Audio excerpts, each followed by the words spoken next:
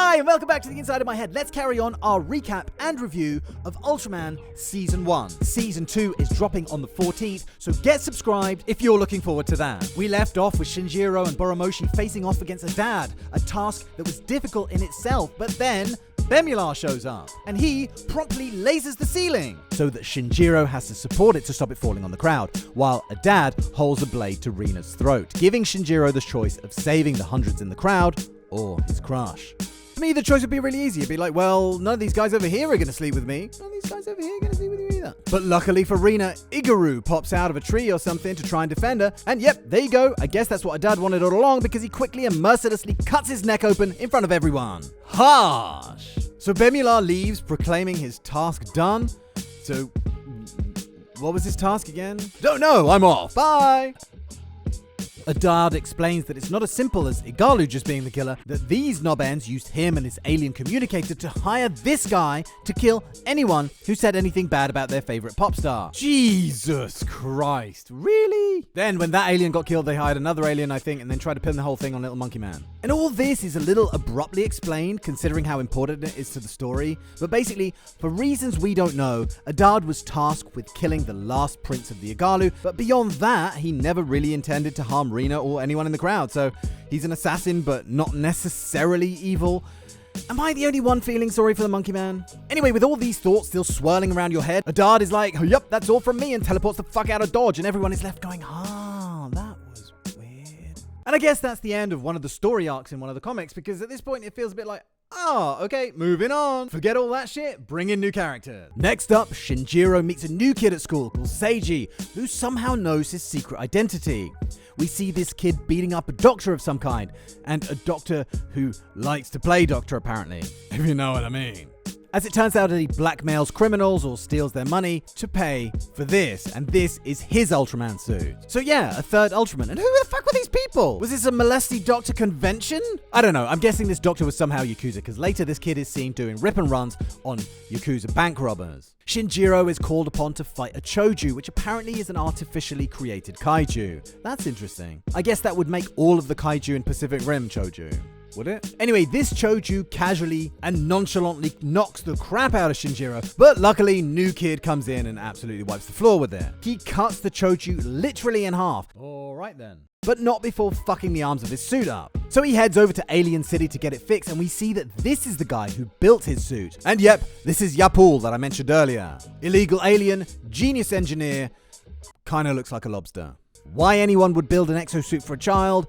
Not sure. Adad has a meeting with Bemular on a rooftop where he floats the idea that Bemular might not have deliberately blown up that plane after all, but might have instead been trying to save it. Plot twist!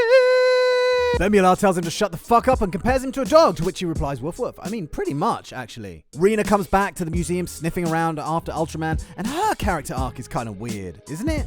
I mean, first of all, she's an Ultraman superfan, and she fucking hates him because he didn't save her mother. Then she gets over it, and I mean, I guess it all does make sense, and it's just that she seems to pop up every now and again, having completely reversed all her opinions. Anyway, it's a nitpick, let it go. No! Shinjiro and Moroboshi get called down to a disused railway. Hey boss, you want me to go where?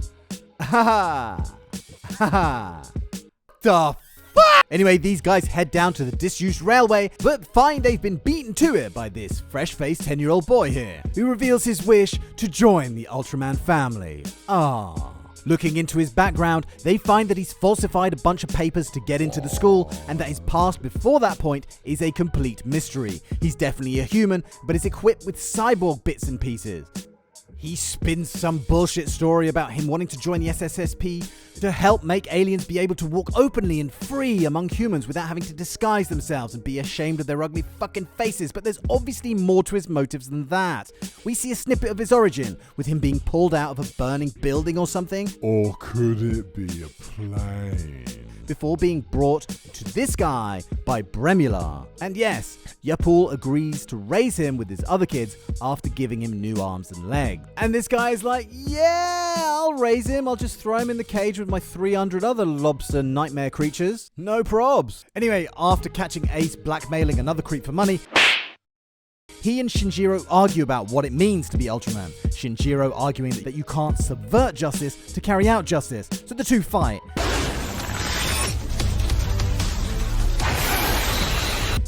And this guy don't hold back. Now I'm saying he straight off the bat gets out his strongest weapon and goes for the jugular. And I love Ace's green laser versus Shinjiro's forearm blades here. It looks awesome. But if you thought that Ace was being brutal, then just wait till Moroboshi shows up, because he's like, don't worry, I'll slice up this child with my katana. And he does. He stabs the kid in the foot, he cuts off his robotic arm, and even though it's just a robot arm, it's still harsh, and then rips off the kid's helmet, and you're led to believe that he's cut off his head at one point.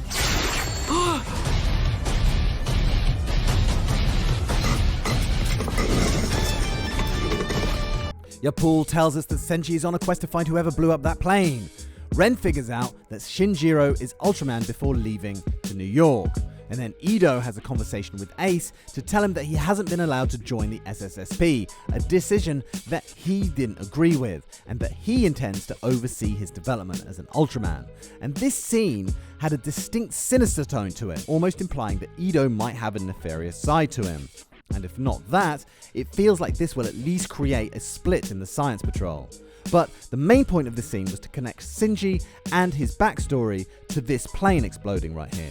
And yep, he was a baby on the plane when it blew up, and one of the few survivors. Presumably, his family died in the crash too, and this is why he wants revenge.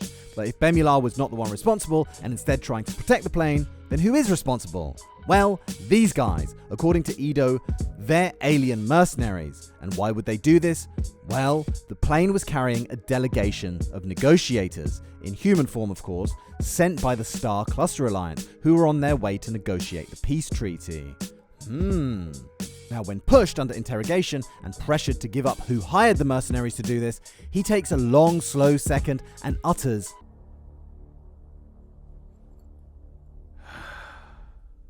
"The Star Cluster Council." And I love this moment where he said opens up so much intrigue as to the who's, where's, what's and when's of this prospect. Like, for example, is Ido in on it? Why would they kill their own people? Anyway, there's no time to worry about all that stuff now, as the showdown is set at this grand mansion. Sinji has buggered off to get revenge on the mercenaries, and Sinjiro's like, no, we gotta save him, temporarily forgetting that Sinji's actually a way better fighter than he is. And aside from a slight feeling that this has kind of become the Sinji show instead of the Sinjiro show, I think this might have been my favorite episode yet, and this series just seems to be getting better and better. The first 15 minutes or so of the last episode is a really well choreographed fight.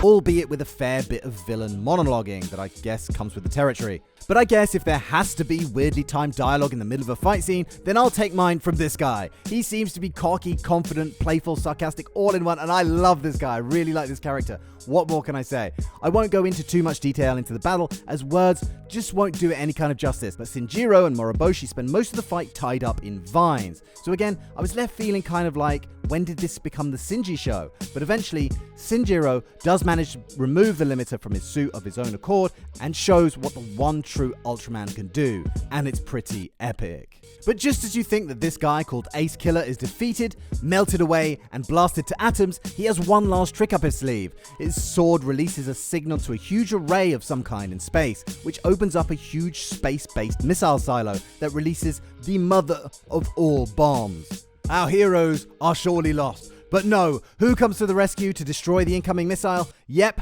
Bemular. And yes, what a fucking ending. More than just satisfying, but so intriguing for Season 2.